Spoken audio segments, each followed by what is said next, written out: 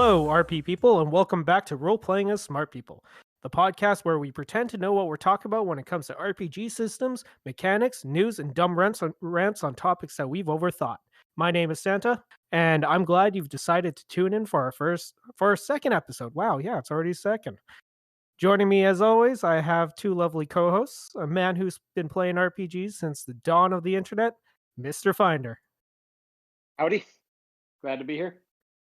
Well, I'm glad to have you here too. And last but not least, I got Scott W. He's decided to roleplay as Thomas Edison for this entire episode. Oh my gosh, this is gonna be awesome. Yeah, totally. So on today's episode, we'll actually be talking about the elusive balance between simulation and playable mechanics. And before we get going, I'd like to pose a very simple question. What would you actually consider a simulation? Who are you talking to? You can go, Scott. Rollmaster. Rollmaster. What's that one like? So Rollmaster has about, oh my god, it's maybe 8 to a dozen pages of its character sheet. And you develop everything along the way. So in order to gain more hit points, you have to develop those. In order to get better to swing a sword, you have to develop that. To swing a dagger, you develop that. To shoot a bow, you develop that. To shoot a crossbow, you develop that. To be better at wearing your armor and being protected, you develop that. And so on and so forth. So it's every little step along the way you have to develop. If you want to cook, you develop that. If you want to, thread a needle, right, and sew leather, you develop that. I kid you not, it is a very in-depth game. And on top of that, the mechanics. I love Rollmaster. I ran it for years, so with the caveat out. But that is a simulationist game. It tries to accomplish all the things. And it's the D100 system. And with that, you're looking at just these, and everything has a chart. Everything you try to do has its own table in the book, and you're doing cross-references. It's sort of like an Excel spreadsheet.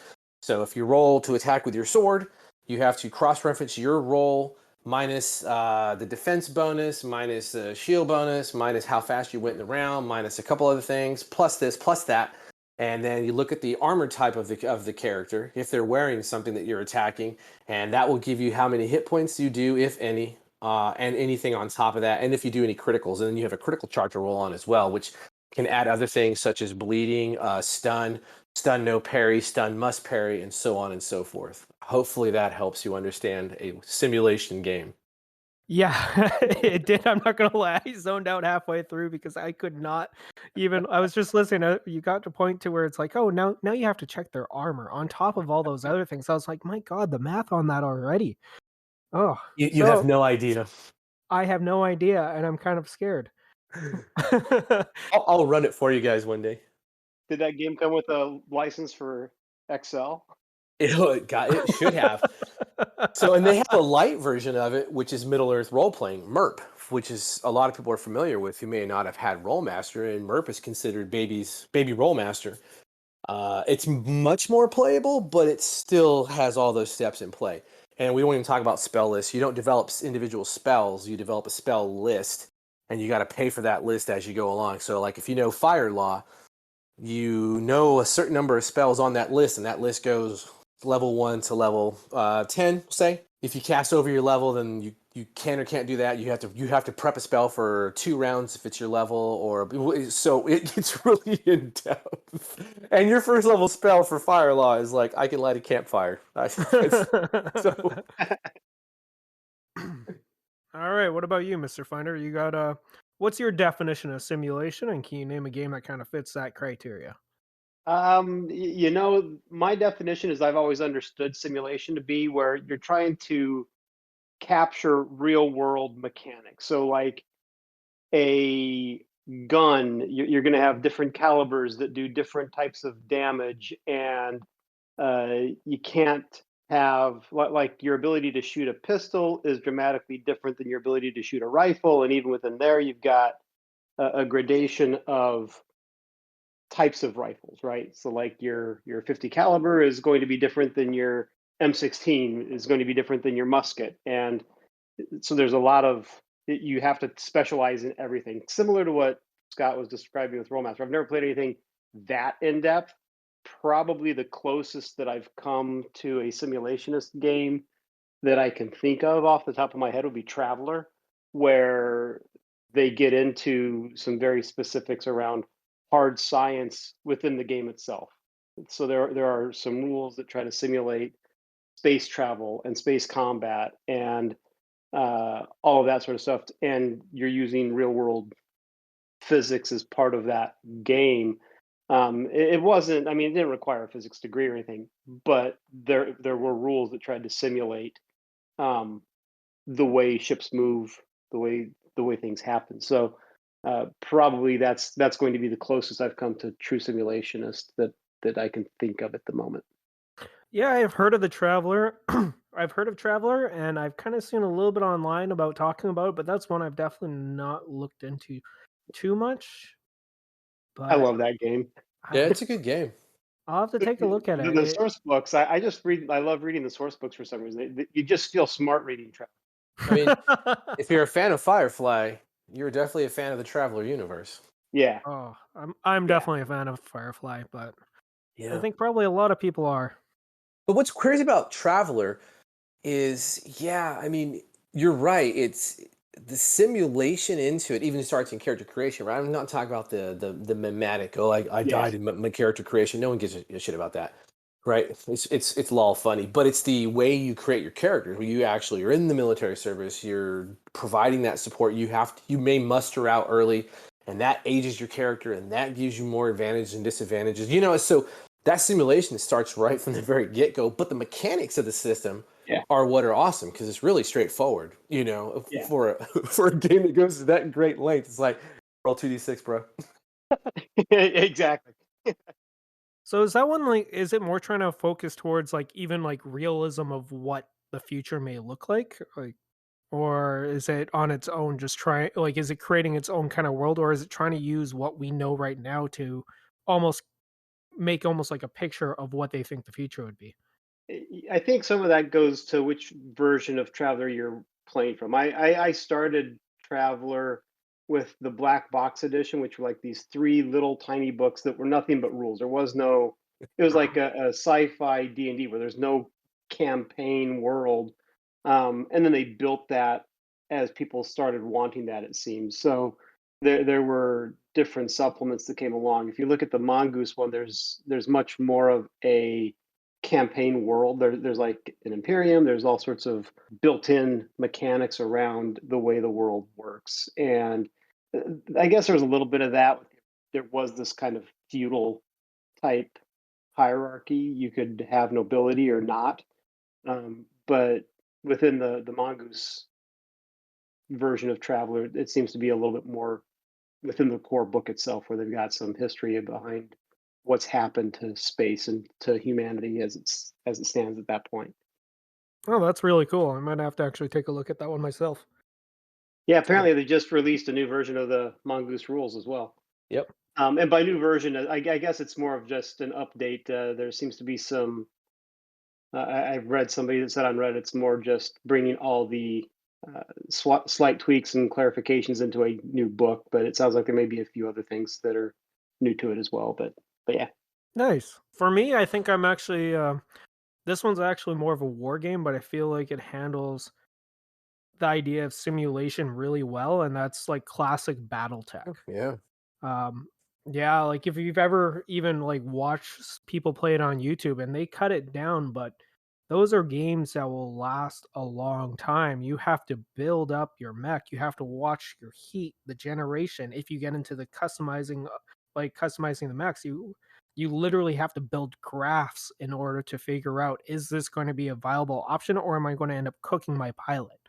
And for that one, it's just it handles it on such like you guys are saying, like on a realistic basis where they're trying to make it seem like no, this is really a mech that you're fighting against. And so if you're being shot from the left, you're going to get damaged on the left. If you're shooting a bunch of the lasers, you're going to heat up way more. Or if you even get shot in the wrong place and it hits your ammo cache, you could essentially blow up your entire mech instantly. So for that one, like when I think of simulation, I think of BattleTech with all the different rules that and all the mechanics are all trying to hone into a real experience of you feel like you're commanding these mechs. And I think that's kind of where simulation needs to go for me, is where you really need to feel like you are in that game, where you are really controlling all those outcomes and you have to put in thought. Like if you look at games like I'm just going to say D&D or Savage Worlds, where people could say, "Oh, but you're simulating this world," but in reality, it's you're more of playing in this world. You don't have to worry about the physics of you falling or you shooting an arrow and trying to really gauge the distance, the height that you have to raise it, like all these different little mechanics that really they just kind of put into, all you got to do is roll like a 12, roll a 14. Like that's not really all the math behind it. You need to really have that stuff in order to create something that feels real in a way. Yeah, I mean, armor class and hit points alone reduce Dungeons and Dragons well outside the simulationist category. Mhm. Well, and with 5e, as I understand it, the healing or the way you get hit points back, right? Take a full rest. Yeah. Yeah, well, again, it's something we can talk about at a different time of what hit points really mean in Dungeons and Dragons and how people get it wrong. And there's even some cognitive dissonance when you watch people do that. But yeah, that'd be a very fun discussion. Actually, is the cognitive dissonance of hit points. But simulation is so. You said you like the BattleTech, right? I've played BattleTech before a couple of times, and it is fun, right? But I also that's why I have an Xbox One, right? So I can load up Mech Warrior, right? Because that's kind of the thing is like, are these games more difficult to play? You know, one of the things is what makes them more. Are they inherently more difficult to play because of all of that? Well, Yeah, go ahead. I was going to say, I think some of it may depend on how far they take the simulation of things. BattleTech to me sounds like I don't know if I would enjoy that as much, but Traveler I love because it does give you things to think about. For example, you can build this ship that does awesome damage, but if you're not thinking about your armor plating to protect you against radiation and things like that, it's very easy to die quickly and horribly from radiation poisoning in Traveler.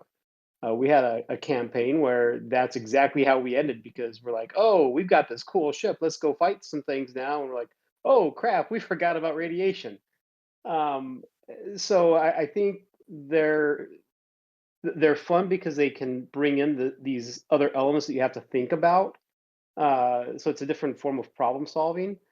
But by and large, I think I'm less of a simulationist and prefer games. Well, by the fact that, as I mentioned last time, Savage Worlds is one of my favorite systems just because I can do a lot of different things with it.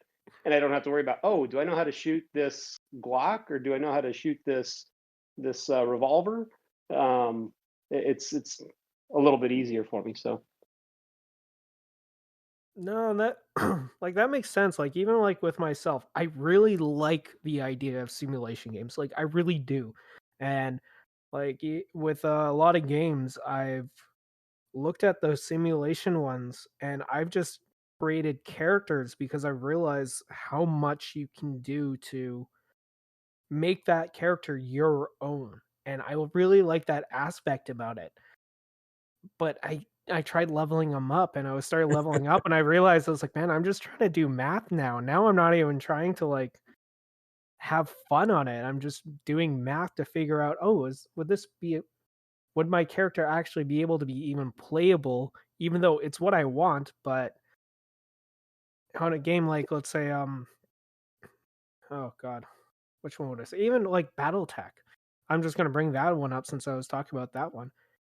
Would I really like the idea of sitting around and then figuring out, okay, well, my heat's here.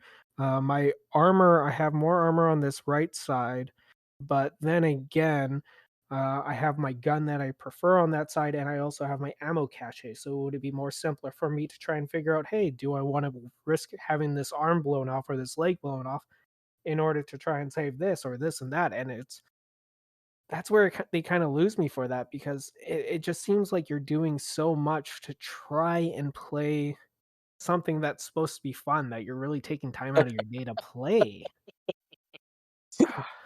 I hear you. So Yeah. I will say this about like with a role master, you will spend you'll spend your 4 hour session or 5 hour session making characters. And is it fun? I don't know. Like, it's a pain in the ass for people who are like, "What do you mean I can only light fires, or I can't do anything, or I'm always missing?" Well, yeah, because you're baby level and you don't have enough bonuses, and how it works. But then when you roll that first super high roll, because it has exploding dice, right? It's the Yeah. original system for exploding dice, really.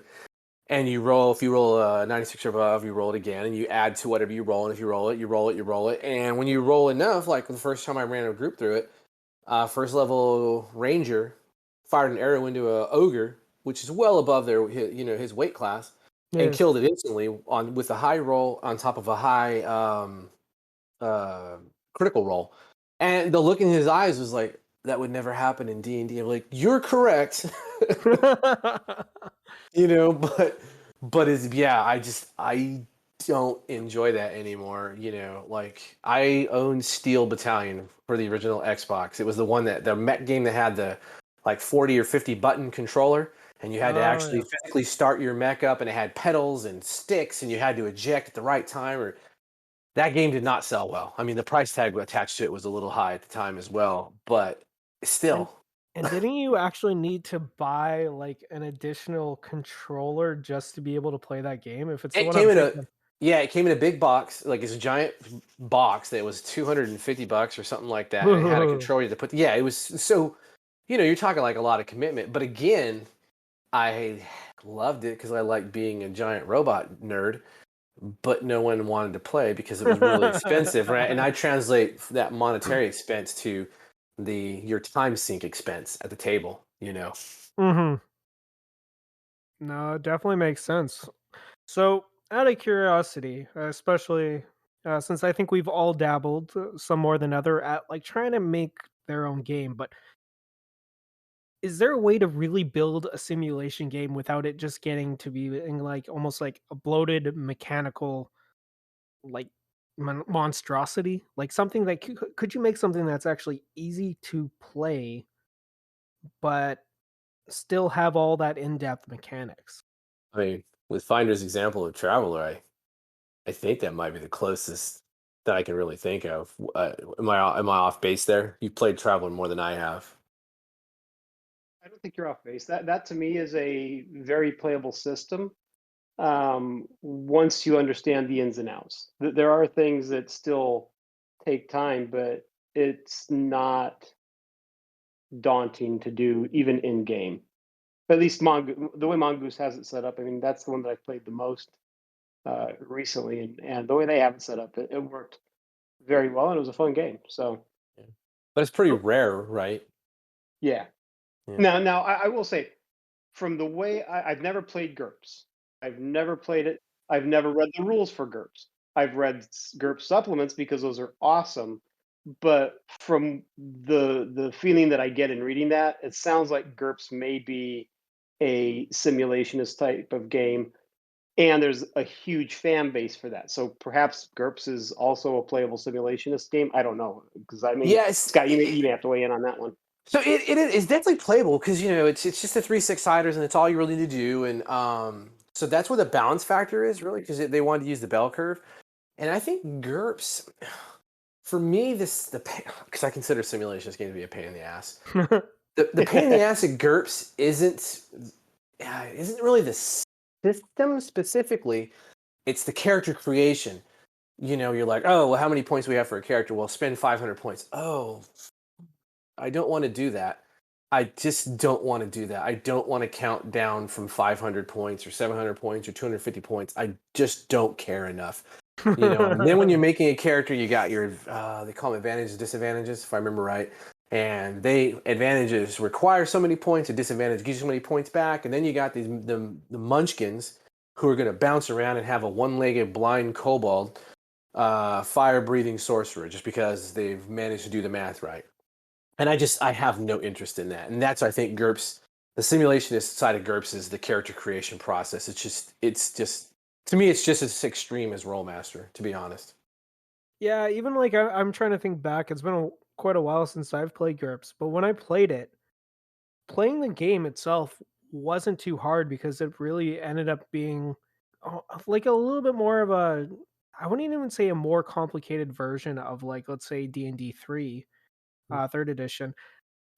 A lot of the rules once you get into the game are pretty loose because they really want you to kind of make your own game with it. All the creativity came from what the DM could imagine in his brain, Mm. or the, like you said, the character creation, cuz I had so many choices with the character creation. In fact, I'm pretty sure you can download this program that'll speed up character creation, but it'll give you even like, this is how many extra bonus points you get for having these disadvantages. This is how many points the advantages will take, and it'll allow you to kind of create your character. But there was a lot of skills also attributed to it that allowed you to customize to a full extent. And if you weren't trained in it, you just weren't trained in it. Yeah. Um, so that's where I'm kind of having, like, because that one, there is a lot of mechanics to it, but I still would not consider that one a simulation. I'm right there with you. It's kind of a weird spot for me. Um, Yeah, that's honestly, that's actually kind of like, I'm thinking about it too because, like, I wouldn't consider that a simulation, no, now, but like, yeah, like, so Riddle of Steel is a simulationist fantasy game. That is yeah. probably the most simulationist game. It actually won awards for realistic, air quotes, by a bunch of nerds. Realistic. I know they probably had the SCA go and judge it. Oh, okay, bro. Come back to me when you've actually been in a two-way range in real physical combat where your life is on the line, and we'll have a conversation about how you've adjudicated these rules. But yeah, so it has this, and I think Riddle of Steel is one of the most boring games. I was just like, I would never run this. Don't want to play it. Zero interest in that level of fine detail. So I mean, but people like Riddle of Steel, like you said, right? With GURPS, there's a fan base. They're probably not as Mhm. large as GURPS has a massive fan base, which is crazy. But I know they're out there. But I mean, I think if I'm a pre-generated character for me in a fantasy GURPS, I'd play. I'm going to ask a question, Scott, and Yeah. I sorry if I catch you off guard, but No, given no, you can. your background and your history, what's your take on Twilight 2000? And I'm talking, I'm not talking the new version. I've not played the new version. I know the new version is based off of Year Two or the Mutant Year Zero engine, but Mhm. like the original Twilight 2000, did you ever play that, and would you consider that simulations? Because I just remember that being a pretty in-depth game as well. Oh, that is a good point. Yeah, I think that's for me. Yeah, that would be in the simulationist category, just because there's so much to it again. And it's not that I'm lazy. I don't want to spend that much time making characters with you. I really don't. I don't care. Like, I'm hurt. I mean, it's crazy. I think that's where it is for me on simulationist games. I can't stand them. But Twilight 2000 has a really cool setting. You know. Yeah, and I wonder if that's what makes simulationist games playable is people get invested in the setting, and so they're willing to put the extra work in because the setting is so engaging. Sure. Look at Eve Online, right? People literally run spreadsheets and they do that math calculation because it's so engaging for what they're doing. So yeah. As someone who played that game and also was part of a trading company for a while, God, yes, I know, I know. Just trying to look around to figure out, oh, well, we built this ship. Now we just got to get the transportation. Where should we bring it? What gets the most income? Okay, well, can we also supply some of the rare materials? Do we need to get some defenses to come along? Like that game, yeah, for video games, like that's a simulation. Yeah. See. And again, that game mechanically, there is a lot to it. Um, Yeah. while you guys were talking, something kind of also popped in my mind because another game I would consider a simulation, but if you look at the rules themselves are actually pretty loose, and that's like Vampire the Masquerade, not the newer one, but like, like the, was it the 25th year 25th. Yeah, I'm edition? looking right Yeah, at it. That's yeah. interesting. You think that's simulationist, really? I think it's simulation, but the reason why I think it's simulation is more because the world itself is so, although mechanically like low, if you look at all the detail that goes into just the day-to-day life that you have to focus on, all the different factions, all the different rules, all the different, like, they almost built up a culture within that book. And I've heard a lot of people say that like it's fun to play, but it's another one of those ones that people don't want to DM because they have to know so much about the world that it's just very complicated. Like I might be wrong on There's this. Like no way she's the third generation of Sombra. exactly, she has to be at least 8th generation. Why is her powers only doing this strong? Like she should be stronger if she was third. Yeah. Oh my god. But like you know what I mean? Like that one Yeah. I would consider a simulation because they have crafted such a well done world in the older ones. Um Sure. like like for me it's just how can you not consider that one a simulation just with everything that goes on in it? So with that and with what Finder said about Traveler, right, about the setting being the important piece, the simulation. I mean, most people think about simulation games in a mechanical sense, but Mhm. is it possible to have well, we found two, I think, that would be simulationist setting with more of an simplified mechanic? Maybe not a light mechanic, but a simplified Yeah, mechanic. I don't because know. What it do you guys think? I actually listening to his description of vampire, I was leaning in the same direction. Maybe there are yeah. multiple levels of simulationists that people can separate into because I never considered vampire a simulationist game either. But you think about the detail that goes into the Mhm. world. I can see it from that perspective. Like you Personally, I'm I still pretty wouldn't sure consider simulationist, but I understand how it could be considered simulationist. like even if you read, I'm pretty sure the first few pages it even has a thing about LARPing for it. And It does. yeah, Yes. yeah. Jesus. Like, I've never LARPed. I feel like it's one of those things where I'd be afraid to try it because I might like it, and then I might be put into one of those categories. I'd put you in But that category. yeah, If you Yeah, liked it, I'd definitely put you in that category. I'm not gonna lie. I Yeah, haven't done it. I swear, guys. just I've only seen it and had a couple guys at my old apartment who did it, and I kind of looked jealously at them. But I've never done it. I'm not a LARPer. yeah, it's just Uh, a different level of gaming that I just don't want to do. yeah. You don't run around throwing fireball, fireball, fireball. No, Now not at all. I think what's No. stopping me is the fact I don't like to leave my house.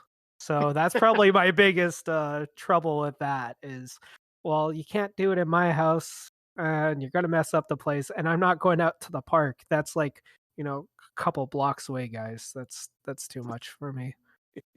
Ugh. I do find it interesting though, if I remember correctly, and it's been decades since I've read Vampire, but if I remember correctly, part of their commentary on LARPing is you're in the real world where people around you don't know what you're doing, so be cognizant of that and make Yeah, sure that you're being safe and not being stupid when you're doing your LARPing stuff. So yeah, I thought that was kind of cool from White Wolf to be aware of that aspect of LARPing because I mean, heck, if you think about it, we've all LARPed growing up as kids who didn't sure. play cops and robbers or whatever, and that to me is nothing more than a version of LARPing. But yeah, I've not had the interest to go and do it myself. No. I just had this mental thought. I'm just imagining a bunch of people LARPing for Vampires the Masquerade, and they're playing as that class. Which one is it? Or that race? Machiavel or the No, Nosferatu, and they're Oh just God. crawling. They're just crawling into the sewers and just hanging it out down there because that's what they do. Oh my god, I don't know why, but that's golden to me. I love it. see, and the only vampire clan that ever interested me was Malkavian because they were Th- just fun. That's the one that that's interests everybody, right? that's the insane one, Exactly. right? Yeah.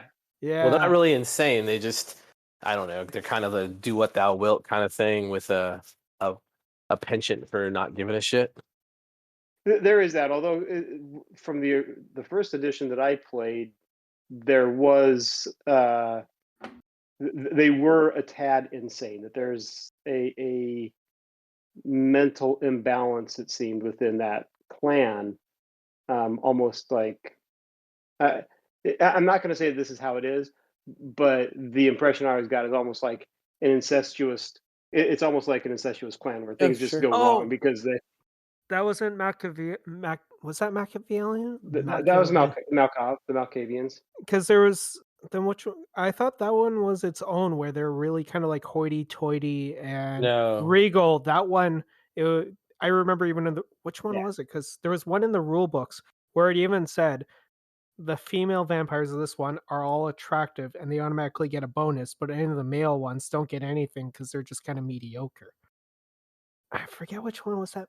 That's Was that? probably not Toreador or Yeah, Yeah, I was thinking Toreador from the yeah. description of the females. yeah. Because I Yeah. remember the Machiavellian. I'm pretty sure they had one of their abilities was like uh, hysteria, which just caused everyone around them to have the same mind as them, and they go insane.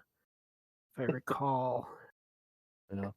But yeah, I don't know. Because making characters is pretty straightforward in that, but it Yeah. definitely requires you to think Hmm. 2 to 3 moves outside of what you're doing, to properly probably play the game. So I could see that we're kind of a simulationist approach. They're not trying to simulate.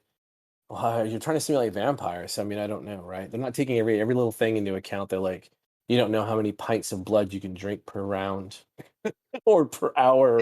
You know, a lot of little things you could really get into. But yeah, I don't know. But yeah, I like your thought on vampire. Yeah, and I find one that might actually kind of have a nice balance between. Have you guys read any of the Dark Heresy, the 40K Hmm. RPGs? Yeah. Those ones, I read the rules and I was like, okay, the rules themselves are not overly complex. Like creating your character is a little bit, but in that one, the only reason why I might consider it a simulation is because the world itself is so in depth that you could almost like say you're simulating you're playing like you're in 40K, but at the same time, I'm not too sure if I would consider that one a simulation, even though it might fit those criterias. Yeah, so I think you're starting to blur the line Yeah, for the setting between the mechanics. Like I said, most people consider the mechanic side of the house to be the simulationist side. yeah. You know, taking every little dit dot into account for what you're trying to accomplish. Hmm. And that's just, I don't know, that's a way, that's just folly, I think. Yeah. So here's kind of another thought that popped in my mind, but is there any genres that you think automatically play more into being a simulation than just more of like an actual I don't want to call it just a game, but that's not a simulation game, but more of just an RPG game. Of course. Finder. Go ahead, Finder. Say it again. I don't know that there's any specific genre. Most of the simulationist games that I would be familiar with are going to be your sci-fi Hmm. Yeah. because people like they like to make the differentiation between, oh well, I know how to shoot these types of guns, but don't know how to shoot these ones, and most of the things that I see on forums or Facebook where people are talking about rules, it always comes down to firearms, which is going to be more modern or sci-fi. I think Yep. most of us are so far removed from swords and bows and arrows that we don't really think about them too much. Although you do get the occasional, why can I only shoot one arrow when Yep. historically people Yeah. could shoot three within 6 seconds or whatever? It's like That's because your whatever. game design is terrible and you're playing the wrong game. Yeah, there's also games like Zweihander, which Hmm. tries to simulate the combat, or even I wouldn't consider this one, but it just how it could you could chop off a limb, everything like that. But the original um fantasy game for Warhammer Fantasy, sorry for bringing up Warhammer a lot. But if you look at that one too, like it even gave you instead of I think it was second edition, I don't know if it was in first edition, but you didn't progress just like, oh, you gain a level, this and that, but you actually had careers. Yeah, it So was first edition as well. was that in the first edition? And I Hmm. always thought that was kind of a neat one that put people more into the thought process of I may be this character instead of, just looking at stats. But Yeah. that one I wouldn't consider a simulation. But Yeah. Zweihander, I think you could maybe make an argument to say Which that is that what's ironic because Vihander is essentially stolen Warhammer rules. So Yeah, it's yeah, like a like love letter. stolen in air quotes, right? Like we all do for yeah, the OSR. It's the OSR version of Warhammer. So yeah. Did that one have magic though? I don't remember. Mhm. I don't Did it? I don't remember at all. When you say magic, are you talking Warhammer or Swihand? Yeah. Zweihander. Yeah, Swihender had magic. Hmm. Oh, okay. Huh. Yeah. So Because if there's magic, I'm going to play that class. that is a true statement. Yep. That's a Yep. true statement. But yeah, I mean, science fiction, right, has to be the one genre. There's like Riddle of Steel is a fantasy game, and it tried to do it. Hmm. Um, you know, but yeah, yeah. Everyone assumes that modern and postmodern are just require so much more afterthought to what happens. Yeah, I can even see that because even like your Spec Ops game that you're talking about, and you said that one person just like it was like, nah, man, this is what it was in because maybe he himself was looking for more of a simulation of Yeah. a real world combat, and that's just wasn't his. Just a thought, like No, I don't yeah, I know. mean that's possible, right? Nobody wants me to run that because we're gonna have a very horrific time. All right, we're gonna attend a real world briefing to talk. Oh Here's God. your first PowerPoint, plee. Here we go. You will enter from the left. Do I get to make any decisions? No, that'll get your teammates killed. We can go full simulationist Oh on that. God. Oh man, now I want to write that game. Just a grudge, a hate write. Oh man. So here's one of this is more geared towards kind of some more of the regular games, but like, Mm. do you see a mechanic that tends to try and be shoehorned into RPGs to almost make it seem more like it's a simulated world? Yeah, man. Finder mentioned it. People mess firearms up on a constant basis. Gamers have firearms so wrong and twisted. It hurts my brain to think about it. I spend lots of time on a range, thousands of rounds downrange, and the misconceptions of firearms and how they mechanically function in a game are just stupid. They really are. Like to try to, and even to try to capture even some of the no kidding differences between firearms, between long guns and handguns, uh, PDWs and SMGs, and getting those fine details. It's like, why? Why you don't really understand how some of this plays out, and then the applicability to a game, right? Ostensibly, you're using these firearms in a modern game or a science fiction game, and it's just you're man, it's got to be just boring as hell. Or listening to people talk about how they think that things happen, or like, dude, Yeah, I could see that. Like for me, like you ask me, will a 50 caliber do more damage than a 22 caliber? I'll say yes. But besides that, like I don't know. It's because the bullet's bigger. That's my only thought process. But then whenever I see the like pictures of bullets and the part that comes out, I'm like, really? It's just those little things. But this is from a Canadian with almost no gun experience whatsoever. so those are two vastly different ends of a spectrum on long guns, Well, right? I also know about a 44 because that's popular in music. But yeah, that's about it. That's all I Yeah. know. I mean, yeah, you start closing the gap, right, between 9 millimeter and 40 cal, right? And so Yeah. it's like, okay, well, one of those rounds exists for a variety of reasons. One of those rounds exists because it's this the NATO standard around the world, and a few other reasons that are part of it. And then you get into the people who swear by the 45, right? And then there are people who hate the 45. And then you got, like, I personally carry a 10 millimeter on me as my everyday carry, which is a massive round, right?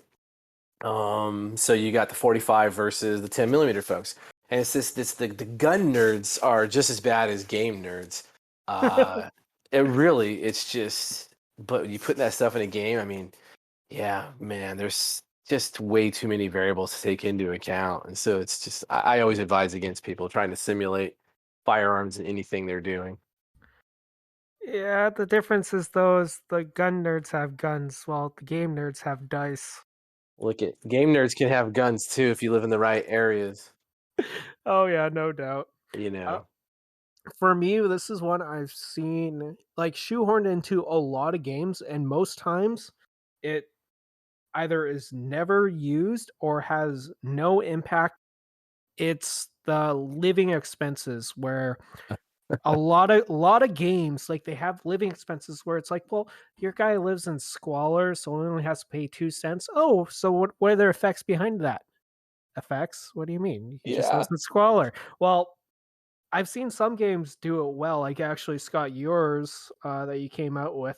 Um, I really liked how you did it because okay, I have to spend more money on to make sure I got some better food. That's nice, but also the fact is I have better medical insurance essentially. And I know if I get shot, I have a better chance of making it than some guy who might have to, pay some street doctor in order to make sure he doesn't bleed out at that moment. But infection, the body can fight that. Yeah. You know what I Yeah. mean? Like, Yeah, sure. And also, depending on what level of lifestyle you have for for that session period, mhm, that also gives you bonuses to certain skill rolls. You know. yeah. And I think some games can put that in, but most of them they put it in to try and simulate. So it seems like, oh yeah, you're living in the real world, like in their real Yeah. world. But Yeah. most of the time, like like especially fantasy, Yeah. that for some reason a noble gives you a castle, so you don't really have to pay attention to that. Right. But I was actually thinking one that I feel like did it right, and the only way I could see that this rule, like, you can fix this rule is just keeping it in on certain settings, like cyberpunk Mhm. style. I see that rule working. Victorian era, like with rippers, that works because not only that, you're also considered higher in society. You automatically get invited to the better parties, and you're just treated a lot better as a person compared to someone who is in the working class during the Victorian era. The simulationist mechanic that I think most systems do that I absolutely hate is encumbrance. Yeah, there we Oh go. yeah, And Let's crap I on encumbrance. yeah. the reason I hate it is because it's just more math that I have to keep track of, and then does it affect this fighting attack or does it not? And so, like even within Savage Worlds, I tend to ignore encumbrance. So it's like Yep. I don't care if my characters are walking around with an unrealistic amount of equipment. It's like Mhm. you spend time accumulating this stuff. You want to have it with you. Go ahead. I don't care. So if you were to draw your character, you look like that freaking mule that's on the side of the mountain with like you can't see the mule for all the gear that's on that mule, right? That's what your character looks like. It's okay. I don't care. Go into combat and fight like that. That's all good. Let's just have fun. And I think So that's one that I always hate. most games realize it's stupid. Like, there's a reason why the bag of holding is the first magic item that is ever given to you in any single Yep. fantasy game. Like, even not even D&D, but like every single one, it's like, yeah, don't worry, you got a bag of holding because You know, I gave my kids in the game that I've been playing with them. We've been playing for maybe a year and a half now. They finally got their first fanny pack bag of holding. There you go. fanny pack. That's awesome. Eh, Yeah, I mean, that's what why it would you looks not? like. Yeah. Right?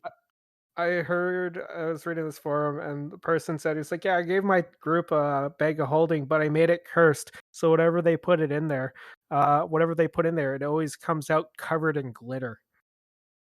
Oh, it sounds like a Saturday night. I mean,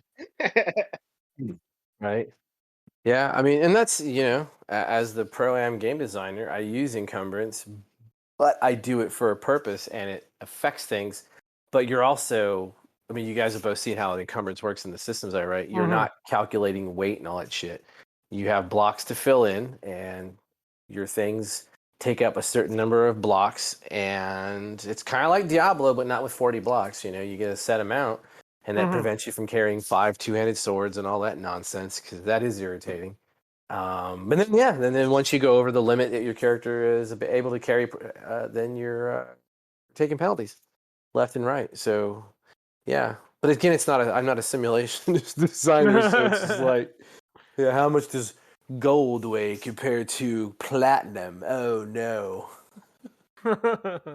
Yeah, and money I find is another one that tends to be overdone in a lot of Well, games. that's how you tell a lot of poor people play role playing games, is because they don't really understand how much a goddamn sack of gold coins would weigh. Oh god, no. Even but even like A jar of pennies PBTAs. is heavy. Yeah. Oh god, it is. I had one.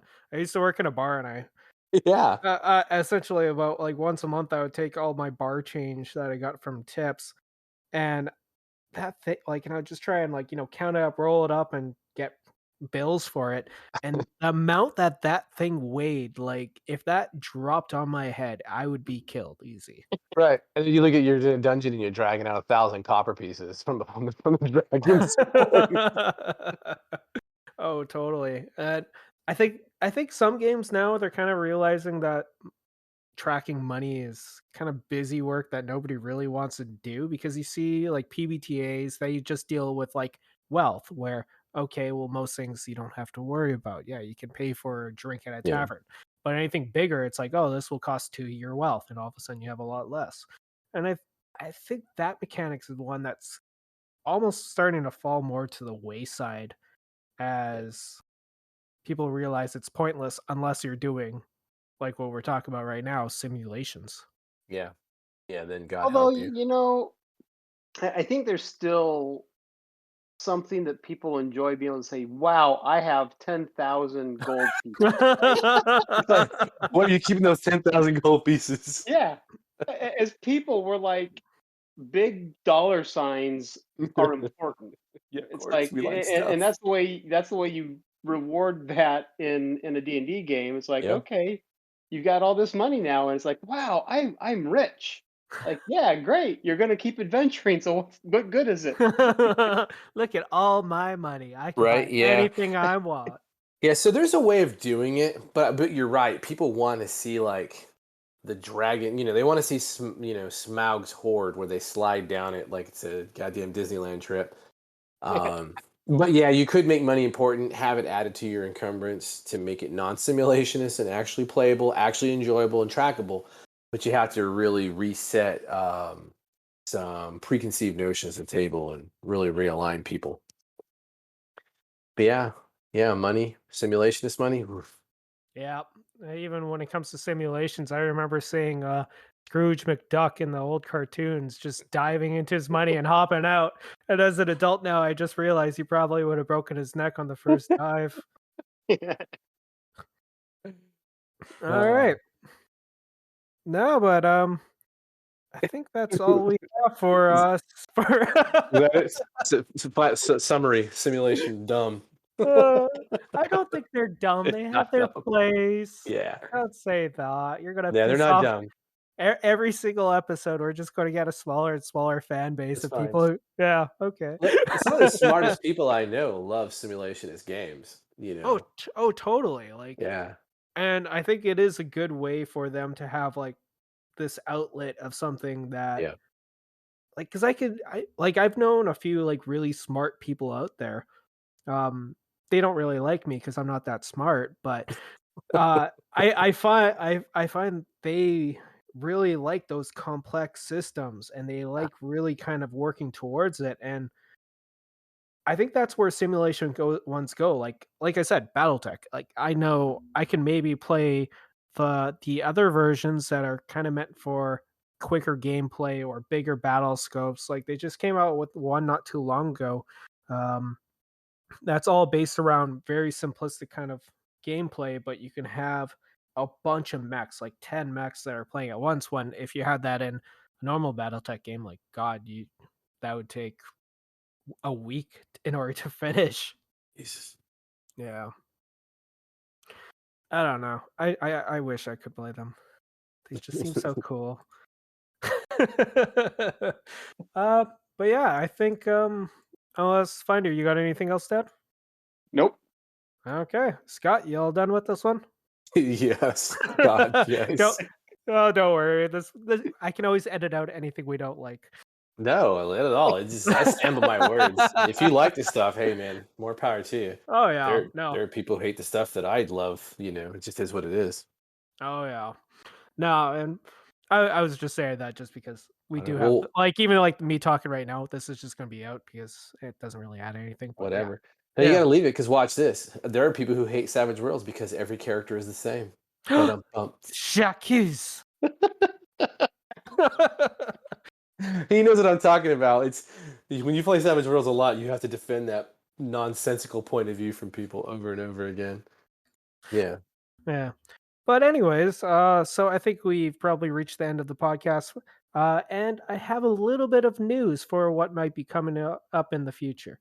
Over the next little while, we've kind of decided, and this is no coercion on myself towards Scott, to maybe have a game of Call of Cthulhu that's been recorded so that we can maybe show Scott's style a little bit and why we always rant and rave about how good it is.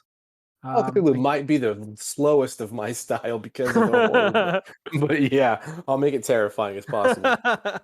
No, it'll be good. And like I said, no coercion. This has nothing to do with my bucket list, and no, he has not been paid to do it.